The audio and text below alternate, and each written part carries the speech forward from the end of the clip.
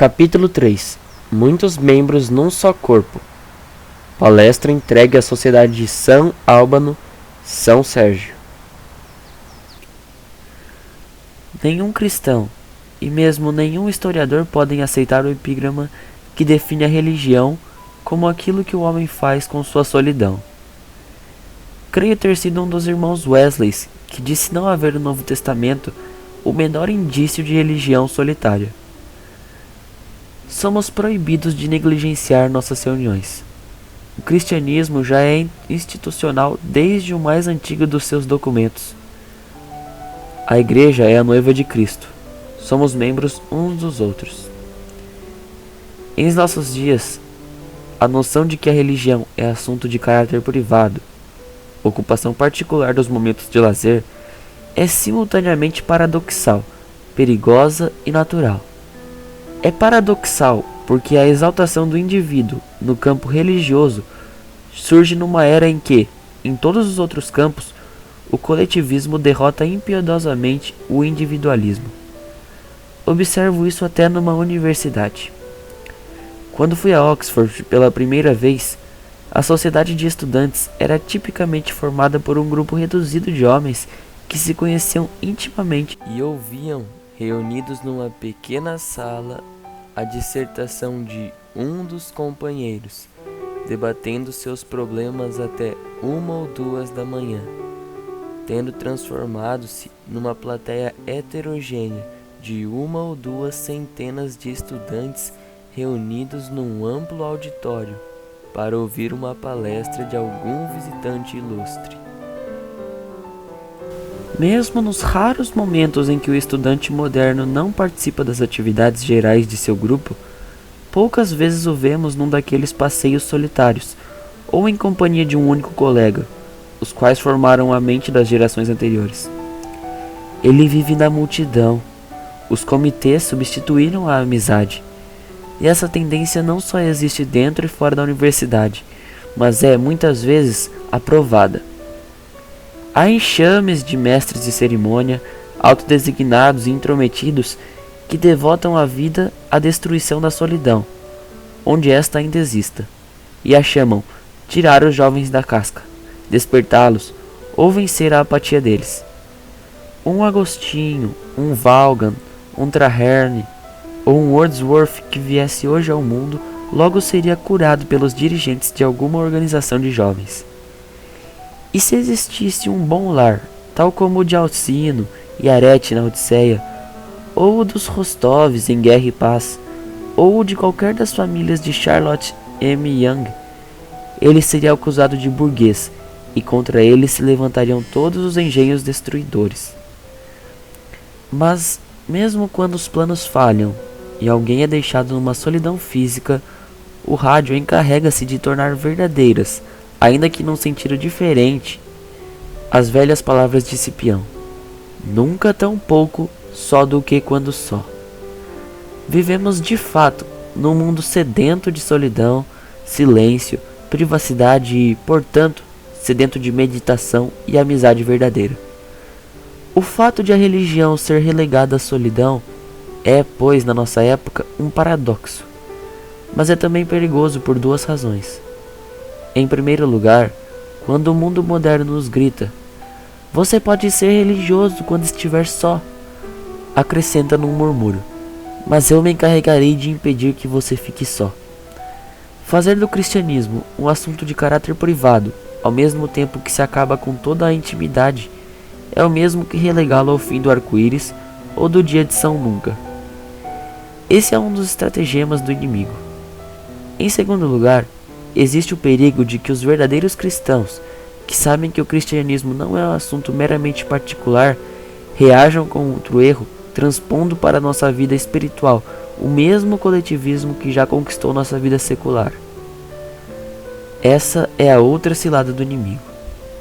Qual bom jogador de xadrez está sempre procurando colocar-nos numa posição tal que só salvemos a torre com a perda do bispo. Para que não caiamos na armadilha, precisamos insistir que, embora a concepção de um cristianismo individual seja errada, trata-se de um erro profundamente natural e, de forma canhestra, tenta salvaguardar uma grande verdade. Por trás disso está a noção de que o coletivismo moderno é um insulto à natureza humana, e de que Deus será nosso escudo e proteção contra esse mal, assim como dos outros males. É um sentimento justo. Assim como a vida pessoal e privada situa-se num plano inferior ao da participação no corpo de Cristo, a vida coletiva também se situa num plano inferior ao da vida pessoal e privada, e não possui valor, a não ser pelo serviço que presta.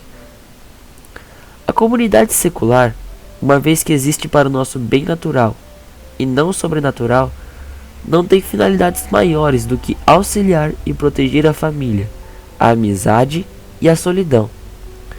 Estar feliz em casa, disse Johnson, é o objetivo de todo o esforço humano. Se considerarmos apenas os valores naturais, podemos dizer que nada há melhor debaixo do sol do que uma família que ri à volta da mesa, dois amigos que conversam bebendo café, ou um homem só, lendo um livro que lhe interesse. E que toda a economia, a política, o direito, o exército e as instituições, salvo à medida que contribuem para prolongar e multiplicar tais cenas, são como um arado na areia ou uma sementeira no oceano, uma vaidade sem sentido e uma afronta para o espírito. As atividades coletivas são, evidentemente, necessárias, mas é aquele o seu objetivo. Aqueles que possuem essa felicidade particular talvez sejam obrigados a sacrificar grande parte dela, para que possa ser distribuída mais amplamente. É possível que todos tenham de comer menos, para que ninguém morra de fome. Mas não confundamos males necessários com o bem. É fácil cometer esse erro. Para ser transportada, a fruta deve ser enlatada, perdendo, por consequência, parte das suas propriedades. Mas há gente que acaba por preferir a fruta enlatada a uma fruta fresca. Uma sociedade doente precisa pensar muito em política, como um enfermo é obrigado a preocupar-se com a digestão. Desprezar o assunto pode ser uma covardia fatal para ambos. Mas se ambos passarem a considerar que esses são o alimento natural da mente, se esquecerem que essas preocupações só se justificam porque eles permitem pensar em outras coisas, então o tratamento a que se submetem por amor à saúde transforma-se em nova enfermidade mortal. Existe, com efeito, em todas as atividades humanas, uma tendência fatal de os meios usurparem os próprios fins que eles se destinam a servir. Assim, o dinheiro acaba atrapalhando a troca de mercadorias. As regras de arte asfixiam os gênios e os exames impedem os jovens de tornar-se doutos. Não se conclui, infelizmente, que os meios usurpadores sejam sempre dispensáveis. É provável que o coletivismo de nossa vida seja necessário e venha a aumentar. E creio que a única salvaguarda contra suas propriedades mortais está na vida cristã, porque temos a promessa de que podemos lidar com serpentes e beber veneno e resistir. É essa a verdade que está por trás da definição errônea de religião com que começamos. Errônea porque opõe a mera solidão ao coletivismo. O cristão é chamado não a individualismo, mas à participação no corpo de Cristo. A distinção entre a coletividade secular e o corpo de Cristo é, portanto, o primeiro passo para compreender como o cristianismo, sem ser individualista, pode neutralizar o coletivismo. Logo no início, somos bloqueados por uma dificuldade de caráter linguístico. A própria palavra membership, de origem cristã, foi adotada pelo mundo e esvaziada de seu sentido. Em qualquer tratado de lógica aparece a expressão membros de uma classe. Deve-se afirmar enfaticamente que os elementos que se incluem numa classe homogênea são quase a antítese daquilo a que Paulo chamou membros. Com membros, mele, queria dizer o que chamaríamos de órgãos, coisas essencialmente diferentes e complementares entre si. Elementos que não diferem apenas na estrutura e na função, mas também na dignidade.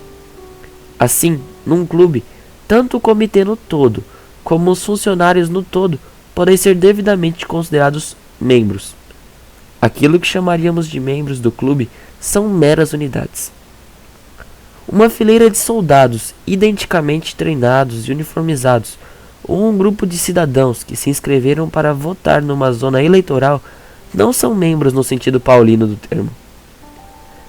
Temo que, quando afirmamos ser alguém membro da igreja, geralmente o significado não seja nem um pouco paulino.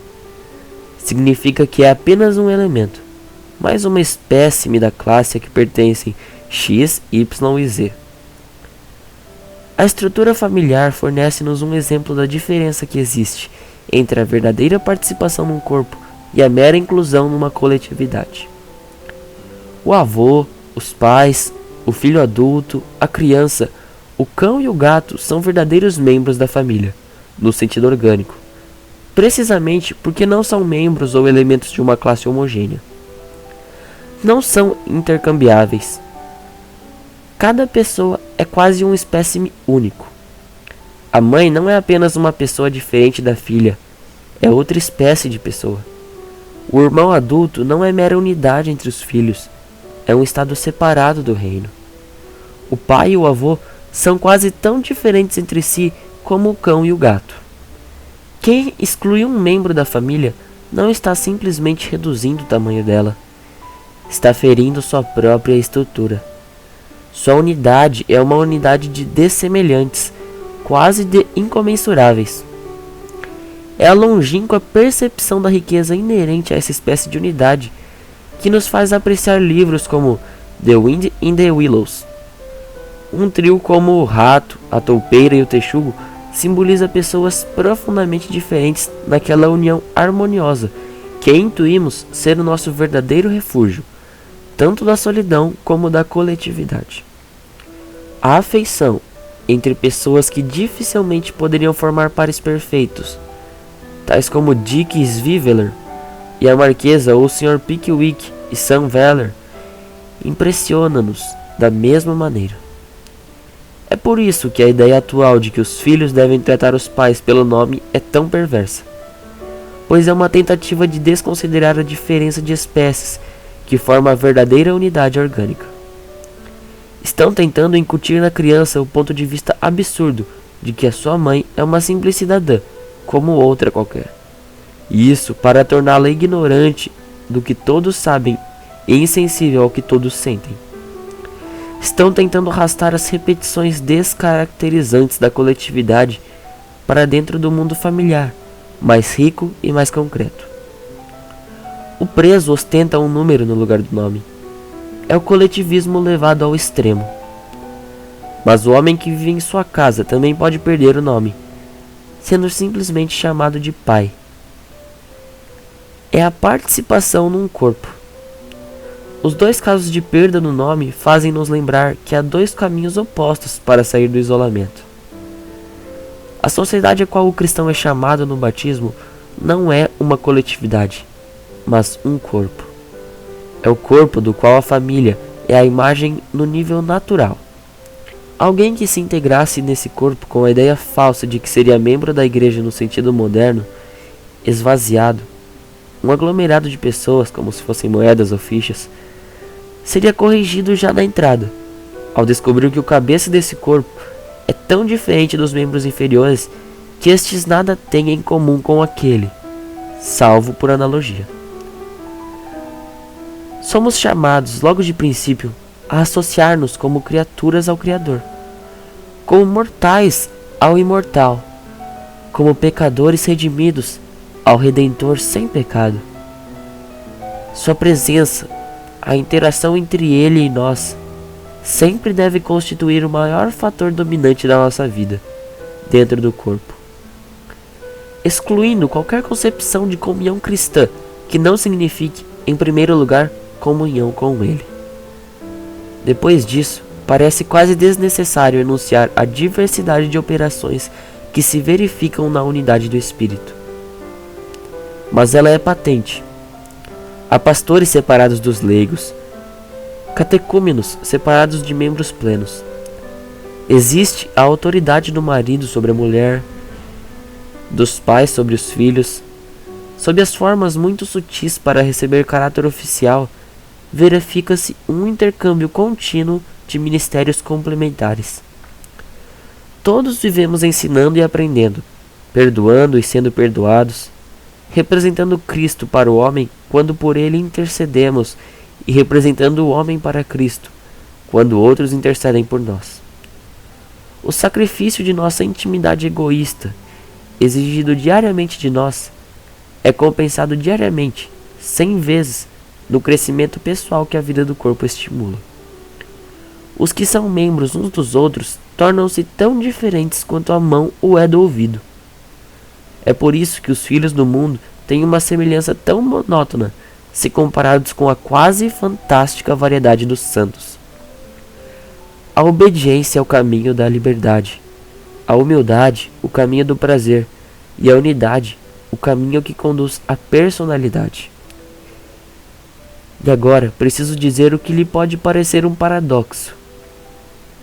Ouvimos dizer muitas vezes que, embora ocupemos posições diferentes neste mundo, todos somos iguais aos olhos de Deus. De certo modo, é assim. Deus não faz acepção de pessoas. O amor que Ele nos tem não se mede pela nossa posição social ou pela nossa capacidade intelectual, mas creio haver um sentido em que essa máxima é oposta à verdade. Aventuro-me a dizer que uma igualdade artificial é necessária na vida de um Estado, mas que na igreja tiramos essa máscara. Recuperamos nossas verdadeiras desigualdades e somos, dessa forma, renovados e revitalizados. Creio na igualdade política, mas é possível ser democrata por dois motivos opostos.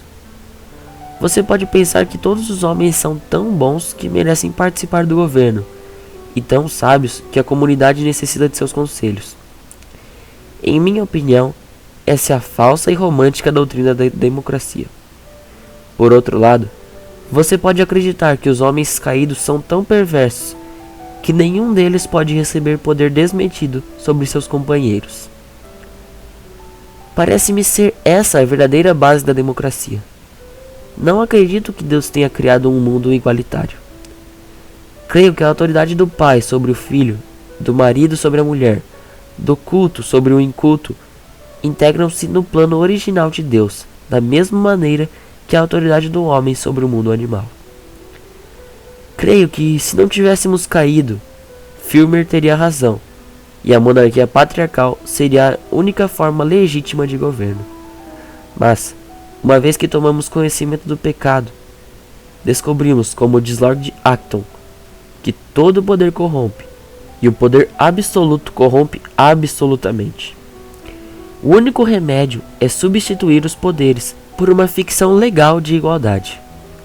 É correto que a autoridade do pai e do marido tenha sido abolida no plano legal. Não porque essa autoridade seja em si má, sustento, pelo contrário, que é de origem divina, mas porque os pais e os maridos são maus. É correto que a teocracia tenha sido abolida, não porque seja mal que sacerdotes cultos governem leigos e ignorantes, mas porque os sacerdotes são maus, como todos nós. A própria autoridade do homem sobre o animal tem de ser refreada, dados os constantes abusos. Para mim, a igualdade equivale às roupas. É o resultado da queda e o seu remédio. Qualquer tentativa de reverter o caminho que nos conduziu ao igualitarismo e reinstalar as velhas autoridades no plano político é, para mim, tão absurda quanto tirar a roupa. O nazista e o nudista cometem o mesmo erro, mas é o corpo nu, ainda ali, sob a roupa que vestimos, que vive de fato. É o mundo hierárquico, ainda vivo e, muito justamente, escondido sob a fachada de cidadania igualitária que realmente nos interessa.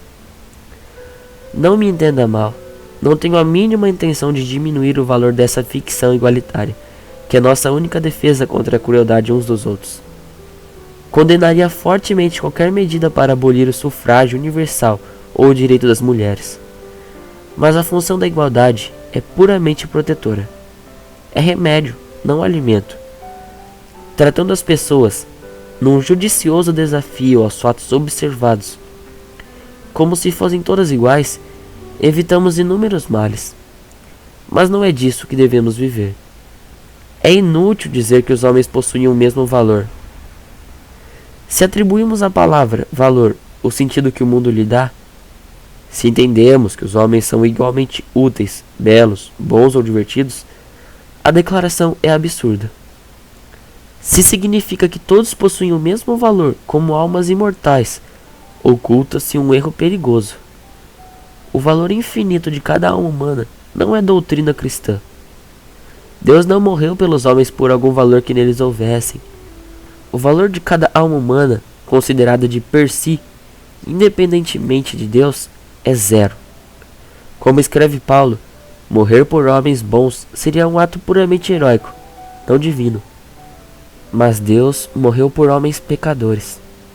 Ele amou-nos, não porque éramos dignos do seu amor, mas porque Ele é amor. Pode ser que Ele ame a todos igualmente. Com certeza, Ele amou a todos até a morte. E eu não sei direito o significado da expressão. Se existe igualdade, está no seu amor, não em nós. Igualdade é um termo quantitativo e, por conseguinte, muitas vezes não tem relação alguma com o amor. A autoridade exercida com humildade e a obediência aceita com alegria são as diretrizes pelas quais vive o nosso espírito.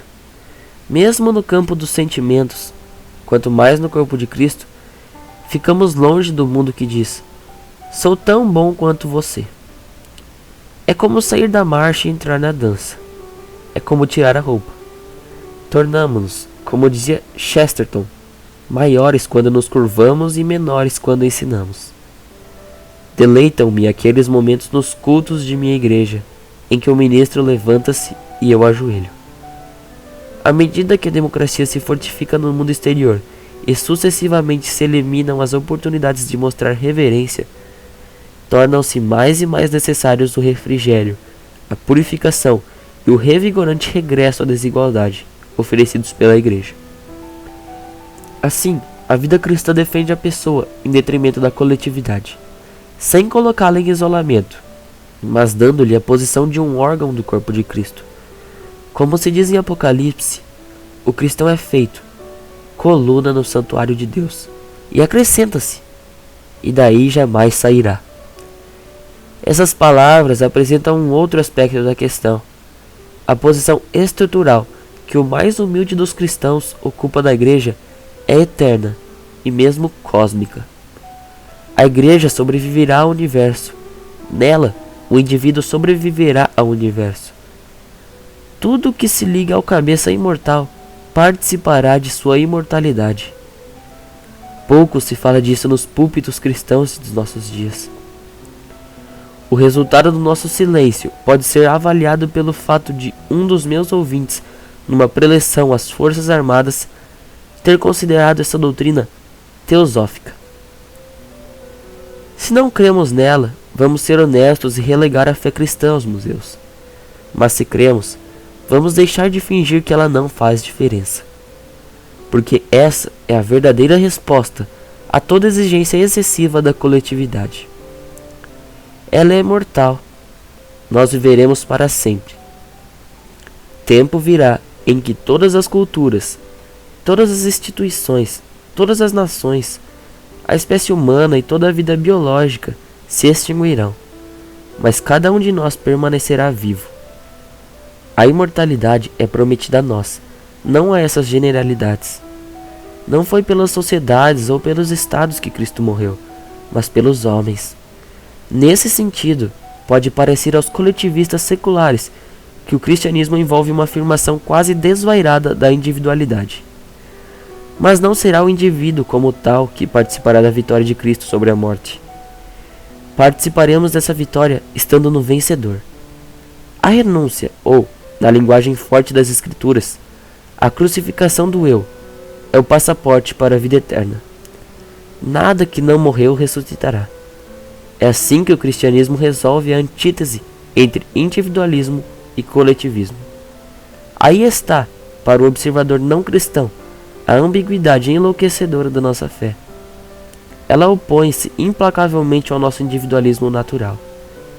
Por outro lado, restitui aos que abandonam o individualismo a posse eterna de sua personalidade e até de seus corpos. Como meras entidades biológicas, cada uma com a sua própria vontade de viver e de se expandir, somos sabidamente insignificantes. Somos nulidades, mas como órgãos do corpo de Cristo, como pedras e colunas do templo, temos a certeza de uma identidade eterna. A questão pode ser apresentada de outro modo.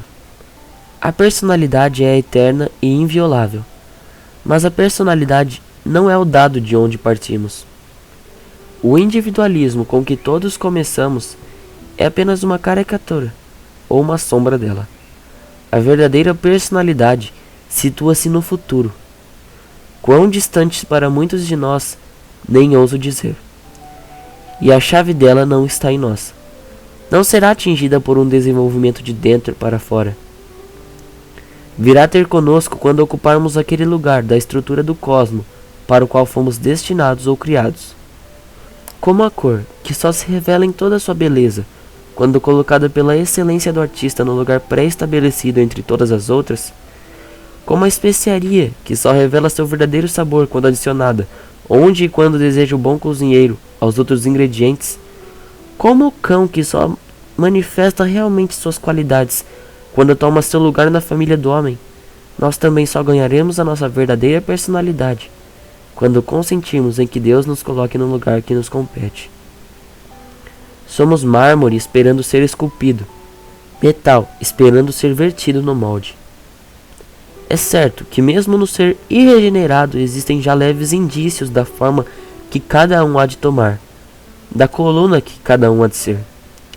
Mas parece-me grande exagero retratar a salvação de uma alma como se fosse, de modo geral, totalmente igual ao desenvolvimento de uma semente até se transformar em flor. As próprias palavras arrependimento, regeneração, novo homem sugerem algo muito diferente.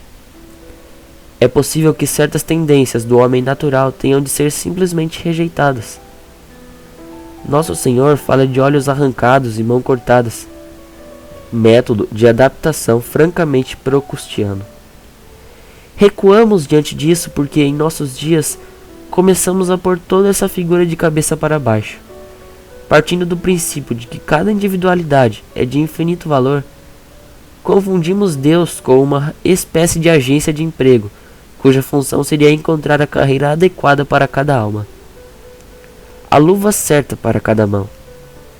Mas o valor do indivíduo não está nele. Ele pode receber valor. Ele o recebe pela união com Cristo. Não se trata de encontrar no templo vivo um lugar que ponha em relevo seu valor inerente e lhe dê espaço para as idiosincrasias naturais. O lugar já existia. O homem foi criado para ele. O homem não será ele mesmo enquanto não o preencher. Só no céu seremos pessoas autênticas, eternas e realmente divinas. Exatamente como, mesmo hoje, nosso corpo só é colorido quando há luz.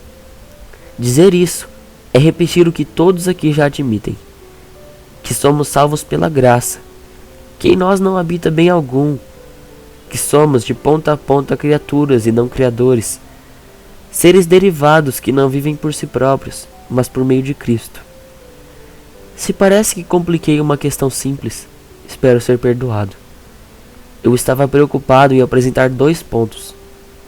Queria tentar denunciar esse culto anticristão do indivíduo, tão predominante no pensamento moderno, juntamente com o coletivismo, porque um erro gera o erro oposto, e longe de se neutralizarem, agravam-se mutuamente.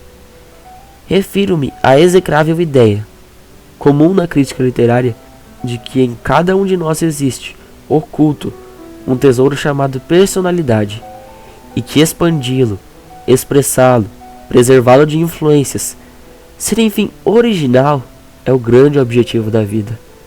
É um conceito pelagiano, ou pior, autodestrutivo. O homem que valoriza a originalidade jamais será original. Mas tente dizer a verdade tal como você a vê. Tente trabalhar com perfeição por amor ao trabalho. e aquilo que os homens chamam de originalidade surgirá espontaneamente. Mesmo nesse nível, a submissão do indivíduo à função é já o início de um processo que revelará a verdadeira personalidade. Em segundo lugar, queria mostrar que, afinal, nem os indivíduos, nem as comunidades interessam ao cristianismo. Nem um indivíduo, nem a comunidade, tal como vulgarmente se entendem, poderão herdar a vida eterna. Nem o homem natural, nem as sociedades, mas a nova criatura.